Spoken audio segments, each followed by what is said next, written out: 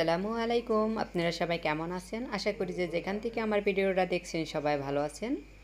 তো আজকে আপনাদের মাঝে নিয়ে আসলাম সেরা স্বাদের মাছের ডিম ভুনা রেসিপি।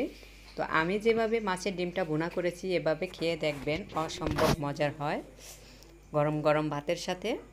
তো চলুন আমরা কিভাবে এই মাছের ডিমের রেসিপিটা করেছি দেখে আসি। তো মাছের ডিম নিয়েছি, এখানে দেখুন, এখানে হচ্ছে বড় রুই মাছের ডিম নিয়েছি।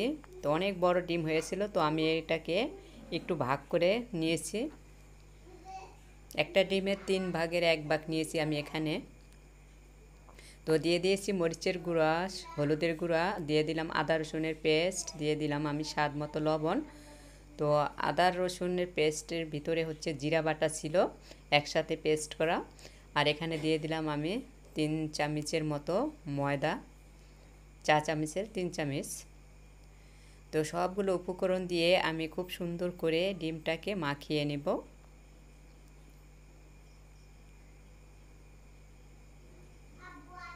তো এভাবে করে ডিমটাকে সুন্দরভাবে মাখিয়ে নিতে হবে প্রথমে।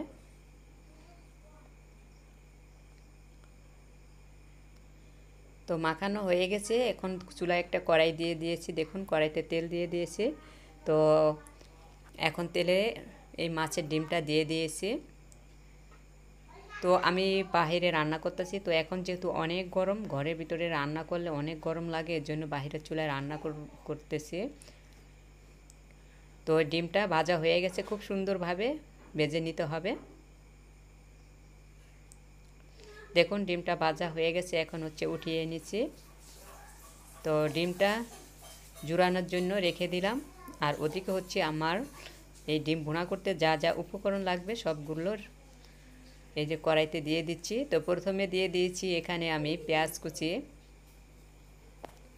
তো পেঁয়াজটাকে একটু হালকা ভেজে নিতে হবে প্রথমে।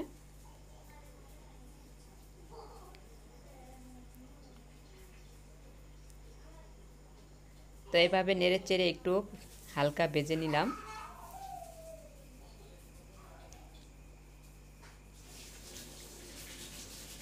মাটির চুলায় রান্না করতে অনেক ভালো লাগে যদি হয় চলা বা ডালা। তো বাহিরে রাঁধতে খোলামেলা পরিবেশ খুবই ভালো লাগে।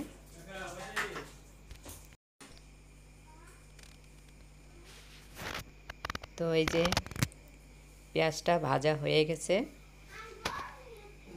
এখন দিয়ে দিচ্ছি মশলাগুলো। তো এখানে হচ্ছে প্রথমে দিয়ে দিচ্ছি আদা রসুনের পেস্ট, দিয়ে দিব আমি এখানে হলুদ মরিচের গুঁড়া, একটু পানি দিয়েছি যাতে মশলাটা না পুড়ে যায়, এর জন্য। হলুদ আর মরিচের গুঁড়ো দিয়ে দিলাম, স্বাদ মতো লবণ। তো এগুলো দিয়ে খুব সুন্দরভাবে একটু কষিয়ে নিতে হবে।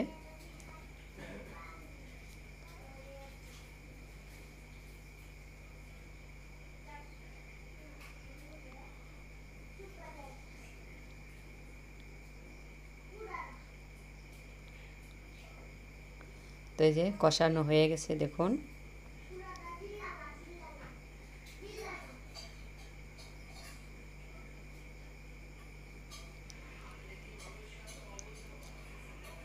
এভাবে খুব সুন্দর করে এই মশলাটা কষিয়ে নেবেন অবশ্যই, তাহলে কিন্তু এইটা খেতে ভালো লাগবে, কারণ এটা যেহেতু মাছের ডিম।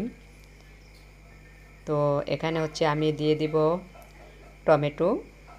তো এটা হচ্ছে আমার ফ্রোজেন টমেটো। তো টমেটোটা দিয়ে দিলাম।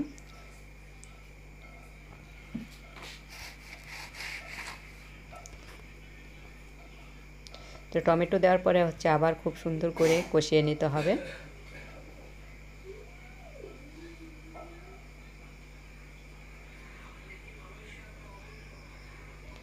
তো এই যে মাছের ডিমগুলোকে এভাবে পিস পিস করে কেটে নিয়েছি। তো এখন হচ্ছে মশলাটা খুব সুন্দরভাবে কষানো হয়ে গেছে। এখন জলের পানিটা অ্যাড করে দিচ্ছি পরিমাণ মতো।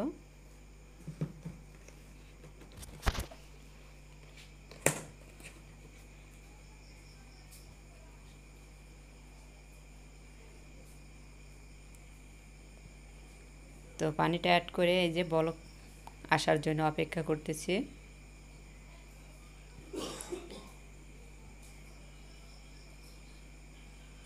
তো বলক চলে আসছে। এখন হচ্ছে মাছের ডিমের পিসগুলো, এই যে ডিমের পিসগুলো হচ্ছে আমি দিয়ে দিচ্ছি। তো ওই যে ডিমের পিস দিয়ে খুব সুন্দর করে জাল করে নেড়ে চেড়ে একদম উল্টিয়ে পাল্টিয়ে দিতে হবে, যাতে করে মশলাটা খুব সুন্দরভাবে এই যে মাছের ডিমের ভিতর ঢুকে। আমি কিন্তু যে গরম মশলাগুলো দিয়েছি, মশলার গুঁড়াটা দিয়ে ডিমটা ভাজছি, তার জন্য বেশি একটা লাগবে না, তা না হলে কিন্তু এই ডিমের ভিতরে অনেক মশলা লাগে। তো ওই যে লাস্টে হচ্ছে জিরার গুঁড়া দিয়ে দিয়েছি এখানে।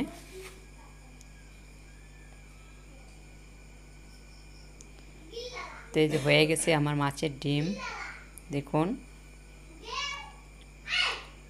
কত সুন্দর একটা কালার আসছে, আর এটা খেতে অনেক মজার হয়েছিল। তো হয়ে গেল মাছের ডিম ভুনা, মজাদার।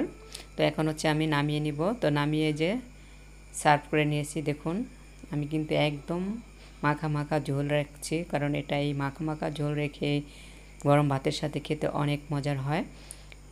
তো এভাবে করে মাছের ডিমটা ভুনা করে খেতে পারেন আপনারা, এটা অসম্ভব মজার। ট্রাই করে দেখতে পারেন যারা না খেয়েছেন। তো অনেকে অনেকভাবে মাছের ডিমটা ভুনা করেন, এভাবে খেয়ে দেখবেন অবশ্যই। তো আজকের রেসিপিটা কেমন হয়েছে অবশ্যই জানাবেন কমেন্ট করে, ভালো লাগলে একটা লাইক দিবেন। আল্লাহ হাফেজ।